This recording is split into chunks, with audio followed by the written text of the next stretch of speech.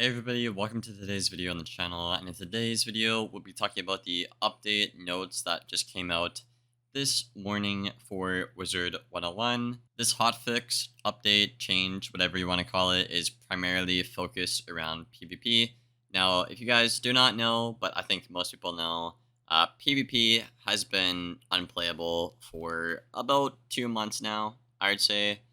It's been pretty bad. A lot of players have quit, both low rank and high rank players. Myself, other creators, and even just people on Twitter have been like screaming at the developers to like update the game and do something about it because like it has literally been so bad. But if you are somebody that is a returning player, high rank or low rank, these changes are definitely going to be worth coming back to. If you guys enjoy this video at all, consider leaving a like rating or subscribing. It helps out the channel a lot and I'd really appreciate it. Now, without further ado, let's get right into the video, y'all. So, the update notes. I'll have this up on screen for y'all right now. These are not a lot of changes. There are a lot of small changes that are big changes. You know what I mean? So let's start off with the dinosaur, the T-Rex, the elephant in the room. Shadow enhanced spells now cost 2 pips in advanced content. So, we're looking at raids, PvP primarily, and challenge mode.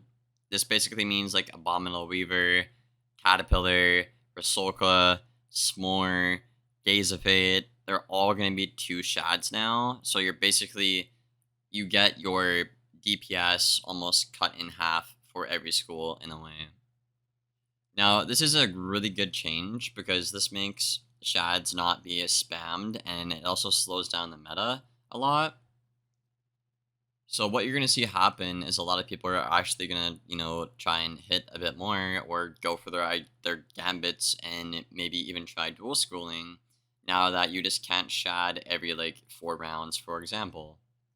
This change also is going to make PvP a lot more accessible because people who do not have raid gear or shadow gear just literally cannot compete at the same level right now in this current meta, right? So now if they don't have that gear, they still can compete and do stuff. So I think that is cool and good for them. If I had to guess, the meta is going to sit around 2 to 3 piece shadows as opposed to 4 piece like it is right now. In Live Realm. As of yesterday, I'm recording this video the day before this happens. Forgive me. Next up, burst heals above 2 pips have been banned in advanced content. This includes Dryad, Pigsy, both paths, Rebirth, Satyr, and Unicorn. So you still have like the little fairy thing. So 480 for 2 pips, which I think honestly is pretty good, but you would have to pack a lot of them on a life, I would think. So this is basically to incentivize life wizards to actually play the game and just not sit there and heal the entire time. So I am looking forward to a lot of life players to actually have to engage in the meta and their Rochambeau as opposed to literally just sit on their ass and click Dryad, Brace, and Satyr the whole game. Next up, which is probably one of my favorite changes they're doing, is the PvP gear vendor has been restocked with several pieces being removed with new additions such as the Burrower gear.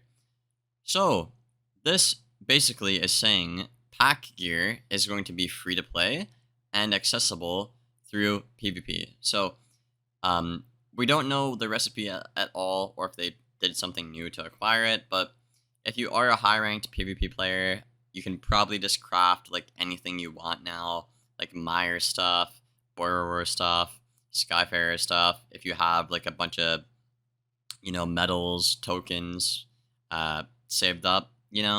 So I do think this is a good change. We'll have to see which pieces exactly did get into Live Realm.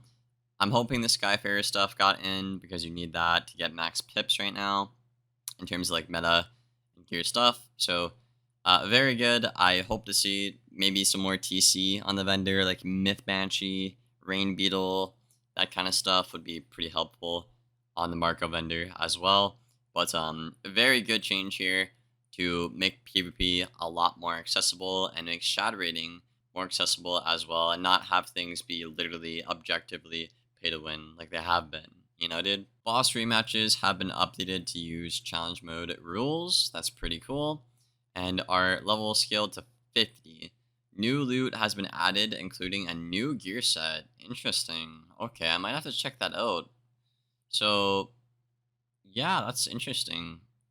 That's interesting. That's gonna be some PvE content for the PvE players. If you're a PvE player watching this, basically they reworked boss rematches, and it's gonna be like advanced mode.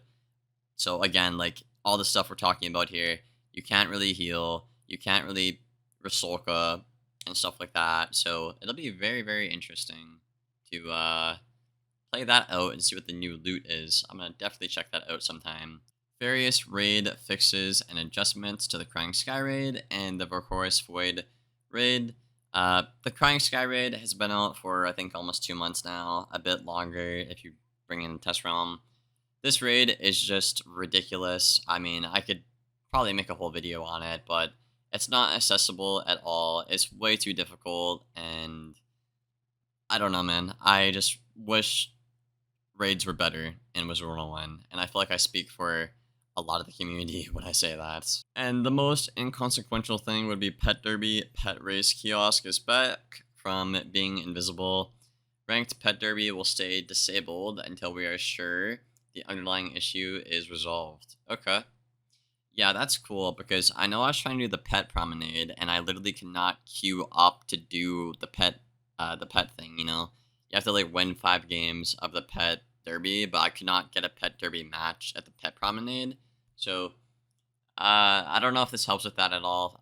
Maybe not since it's disabled, but I don't know, dude. But I think this is a great change. I'm gonna have a lot of fun, and if you are somebody who has quit because the meta's just been bad, I highly suggest coming back because the game, everyone's gonna have to relearn how to play the game for the most part, except for trap stackers. So that means 5 schools. Well, I guess 4 if you exclude balance. 4 schools are gonna have to relearn how to play the game. That's half the schools in the game. It'll be a lot of fun, and it's a lot more accessible as well. So if you are a new player wanting to get in, you now have accessible ways to get into PvP. And if you want to be doing PvP, but you just simply didn't have the raid gear, well, now you can because it's accessible. So I personally think this new season is probably gonna like blow up in a good way for Wiz. I think we're gonna see a lot of new players, a lot of returning players as well. So I think this is a great update, and I'm happy they got it out. I know I was very hard on the developers, you know, like literally uh, nagging them every day to get this update out, and I honestly I don't regret it. Like I don't. I'm sorry. Like the state PvP has been in the past 2 months is just like unacceptable, you know. But I'm happy we got these changes out before the new season came around to actually make the game playable, and I do appreciate that a lot from the developers. But yeah, we'll have to see how the meta plays out. Obviously, set resist is the only thing left that is broken. Just resist and set resist in general was not addressed with this change. I think they're working on that. So, yeah, I mean, they fixed 2 out of 3 problems with this update, and they're basically making the game like a new game. You have to relearn how to play on half the schools. So I respect that. Looking forward to it. Let me know what you guys think about these changes down there in the comments below. And yeah, I'll see you guys on the next one.